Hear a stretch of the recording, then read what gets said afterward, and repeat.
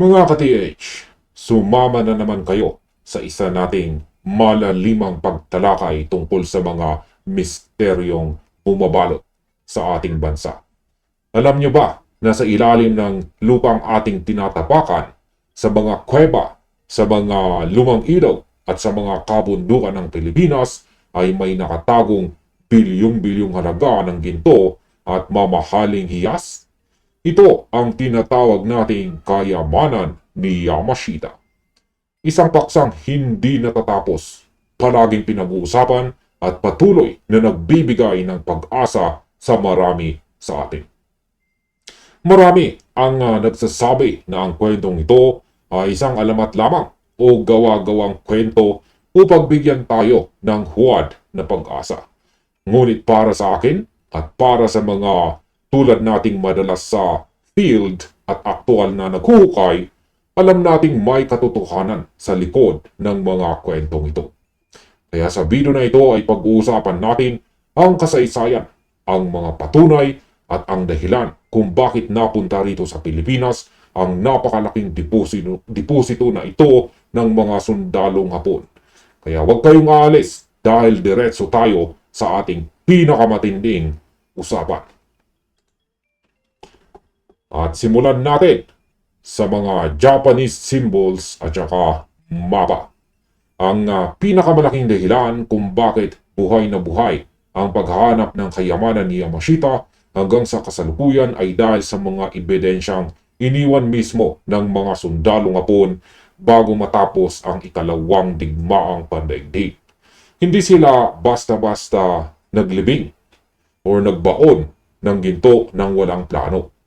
Nagiwan sila ng napakaraming marka sa mga bato, puno at mga kuweba. Ang mga markang ito ay maaring mga hugis ng hayop, mga linya o mga kakaibang simbolo na nagsisilbing gabay para sa kanilang binabalak na pagbabalik. Bukod sa mga marka, mayroon ding mga mapa. Ang ilang mga sundalong Hapon ay naging matalino bago sila sumuko sa mga pwersang Amerikano at Pilipino, kung saan palihim nilang itinago ang mga mapang ito sa kanilang mga kasuotan o personal na kagamitan. Ang ilan naman sa mga mapang ito ay opisyal na nakumpiska ng mga Allied Forces noong panahon ng liberasyon. Ito ang dahilan kung bakit hanggang ngayon may mga dayuhang treasure hunter na pumupunta dito sa Pilipinas. Dala ang sarili nilang mga mapa upang maghanap ng deposito. Ngunit mga ka-DH, kailangan natin na maging matalino. Kahit may marka o mapa na iniwan ang mga sundalong Hapon, ang pagkuha sa mga nakatagong deposito ay hindi madaling gawain. Ang mga marka ay hindi direktang direksyon tulad ng maglakad ng 10 hakbang pakanan. Ang mga ito ay nangangailangan ng malalim na pagsusuri, tamang interpretasyon at lohika. Ito ang kulang sa maraming treasure hunter ngayon, lalo na sa mga nagsisimula pa lamang sa industriyang ito. Kung isa ka sa mga baguhang ito, kailangan mo talaga ng gabay o ng taong may sapat na kaalaman na maaring magturo sa iyo.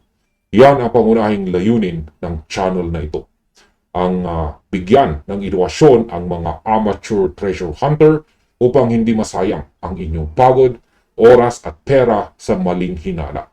Kaya kung bago ka pa lang, kung ikaw ay isang baguhan pa lamang dito, huwag mong kalimutang mag-subscribe at pindutin ang maliit na bell icon na yan para lagi kang updated sa mga bagong kaalaman natin na ibinabahagi ko dito.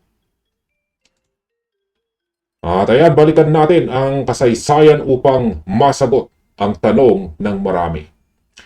Bakit ba dinala ng mga sundalong Hapon ang kanilang mga nakulimbat sa digmaan dito sa Pilipinas? Noong panahon ng ikalawang digmaang pandaigdig, ang imperyo ng Hapon ay umabot sa rurok ng kanilang kapangyarihan. Nasakop nila ang halos buong Asya, partikular na ang Timog Silangang Asya. Bukod sa Pilipinas, nasakop din nila ang Singapore, Malaysia, Thailand, Burma, bahagi ng China at India. Sa panahon ng kanilang pamamayagpag, si Field Marshal Count Tirauchi ang opisyal na namamahala sa lahat ng mga sundalong Hapon sa buong rehiyon ng Southeast Pacific ay naglabas ng isang mahigpit na utos sa kanyang mga mataas na opisyal militar. At ano ang utos?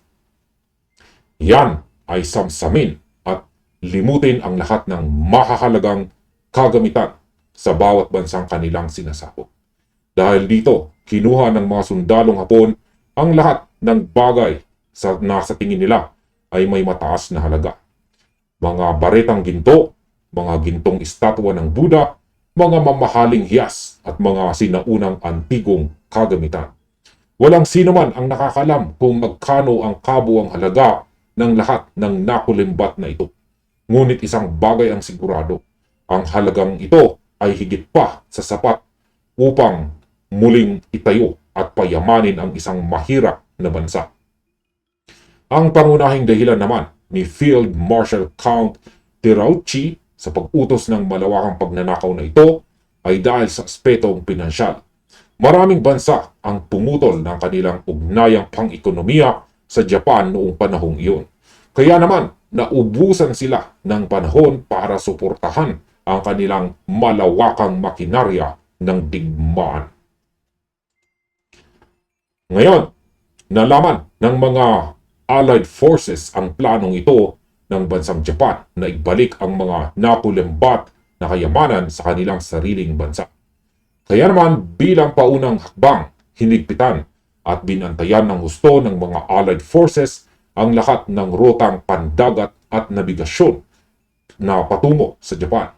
Dahil dito naging masyadong mapanganib para sa mga sundalong Hapon na ipilit ang pagdaan ng kanilang mga barkong puno ng ginto.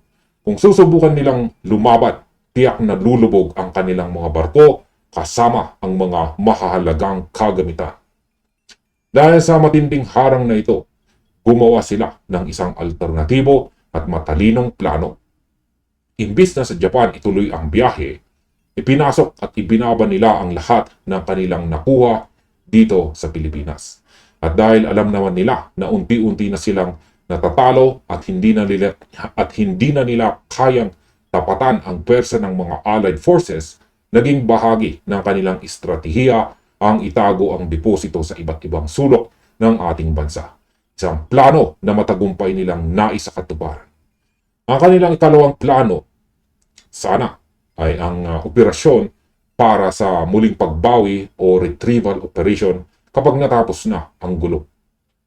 Kasama sa planong ito ang subukang makuha ang tiwala at pag-asa ng mga mamamayang Pilipino upang maging mas madali ang kanilang paggalaw pagdating ng panahon. Maganda na sana ang planong ito para sa kanila. Ngunit nabigo ito nang biglang pumasok ang mga Amerikano. Itinaboy ang mga sundalong Hapon at sinakop ang Pilipinas para sa kanilang sariling interes. Dahil sa biglaang pagkaantala at pagkatalong ito, ang napakaraming deposito na ito ng mga sundalong Hapon ay naiwang nakabaon at hindi na muling nabawi pa ng kanilang gobyerno. Kamakailan lamang, may mga ulat at teorya na lumabas na nagsasabing nagtagumpay daw ang Japan na mailabas ang ilang bahagi ng kanilang nakulimbat na ginto patungo sa kanilang bansa at naisahan daw nila ang mga Allied Forces. Ito raw ang tunay na dahilan kung bakit napakabilis na nakabangon ang bansang Japan mula sa pagkawasak pagkatapos ng ikalawang digmaang pandaigdig. Sa aking sariling opinyon naman bilang isang treasure hunter, maaaring may katotohanan ang kwentong ito. May mga bulong-bulungan noon na ang mga sundalong Hapon ay nagmamay-ari ng ilang mga submarino sa huling bahagi ng digmaan. Posibleng ginamit nila ang mga submarinong ito bilang mga cargo upang palihim na magbiyahe ng mga ginto sa ilalim ng dagat kung saan hindi sila makikita ng mga radar at barko ng mga Amerikano. Gayunpaman kung iisipin natin ang kabuang bulto ng lahat ng kanilang nakulimbat sa buong Asya, imposibleng mailipat nila ang lahat ng ito gamit lamang ang ilang submarino. Maaring nakapagtala sila ng matagumpay na pagbiyahe. Ngunit sigurado ako na maliit lamang na porsyento ng kabuuang deposito ang kanilang nailabas. Ang mas malaking bahagi ay narito pa rin sa ating bansa. Mayroon ding patuloy na propaganda o agenda na nagsasabing ang kayamanan ni Yamashita ay isa lamang kathang isip upang lokohin ang mga tao. Ngunit para sa isang taong tulad ko na naglalaan ng halos buong oras sa labas, sa mga bundok at sa aktual na lokasyon ng hukayan, magkaiba ang kwento ng teorya sa kwento ng realidad. Bilang isang treasure hunter, marami na akong nakatagpo at nakilalang mga individual na biglang yumaman dahil lamang nakatuklas sila ng bahagi ng deposito ni Yamashita nang hindi sinasadya o sa pamamagitan ng aksidente habang nagtatrabaho sa kanilang mga bukid o ari-arian. Siyempre, mayroon din mga kapwa natin na treasure hunter na may sapat na kaalaman ang nagkaroon ng napakalaking tagumpay matapos ang mahabang panahon ng pagsusuri sa mga marka at tamang paghuhukay.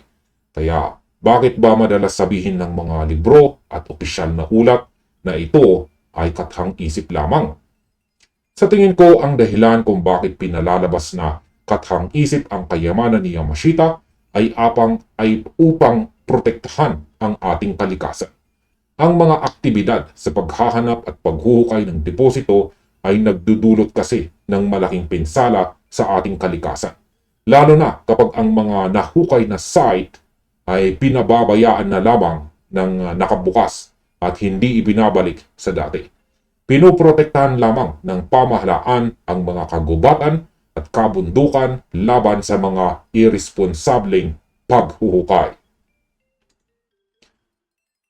Sa huli, naniniwala ako na ang deposito na iniwan ng mga sundalong Hapon ay sadyang inilaan ng tadhana para sa atin, para dito sa Pilipinas. Ang bansang ito, partikular ang mga mamamayang Pilipino, ay dumanas ng napakaraming taon ng hirap sa ilalim ng pamumuno ng mga dayuhan. Isipin ninyo, ang mga Kastila pa lamang ay namuno na sa Pilipinas sa loob ng 333 years. Bukod pa sa mga Amerikano at Hapon. Ang lahat ng hirap at pasakit na dinanas ng ating mga ninuno ay parang may kapalit na grasya na naiwan sa ating lupa. Sa pamamagitan ng tamang pagtuklas at tamang paggamit ng kayamanan ni Yamashita, maaaring ito na ang maging susi upang magkaroon ng mas magandang pagkakataon ang Pilipinas na makahabol sa ibang mauunlad na bansa. Ito ang maaaring magpabago sa buhay ng maraming Pilipino at mag-angat sa estado ng ating bansa mula sa kahirapan. Kaya para sa atin, bilang mga treasure hunters, ang paghahanap ay hindi lamang tungkol sa personal na interes, kundi isang pagtuklas sa mga nakatagong katotohanan ng ating kasaysayan. At dito na nagtatapos ang ating video na ito. Maraming salamat sa inyong panonood at happy treasure hunting sa inyong lahat.